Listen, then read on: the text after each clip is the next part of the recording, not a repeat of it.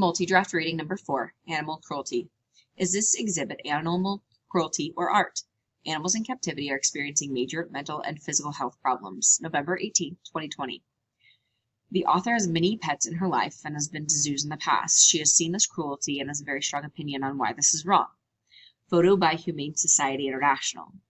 Is captivity harmful or good? Animals kept in captivity and used for entertainment purposes are suffering worse conditions that many people are not aware of. They are kept in small confined enclosures where they cannot experience the wild like they should.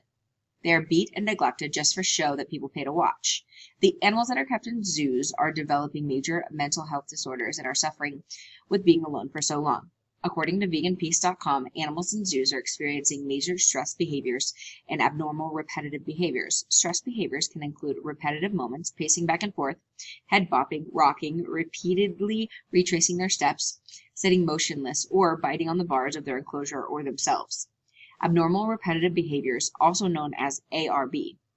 These behaviors are caused by conditions like depression, boredom, psychosis. Some zoos even give their animals antidepressants or tranquilizers that control the animal's behavior. Although some zoos do help the animals by taking care of their health issues, feeding them, breeding them to help prevent extinction. According to James Borrell, zoos also protect animals from extinction.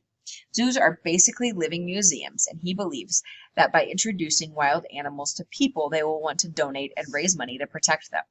I also believe that zoos are helping animals by providing them food, no predators, and habitat, although I believe that all these factors tie into animals' life. Many animals need to hunt for their food, and that's an essential skill that they need in their lives, as well as animals' habitat. They need space to roam and fly and do all of their natural physicalities that they would in the wild. Animals are experiencing mental and physical health problems. Many suffer from depression and anxiety while being kept in cages most of their lives. We need to get justice for animals that are experiencing this torture.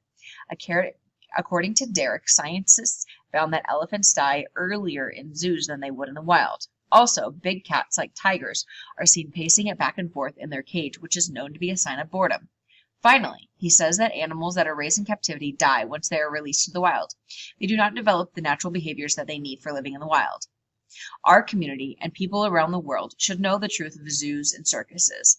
We need to make it clear that it is wrong and the animals are experiencing major forms of cruelty and being neglected.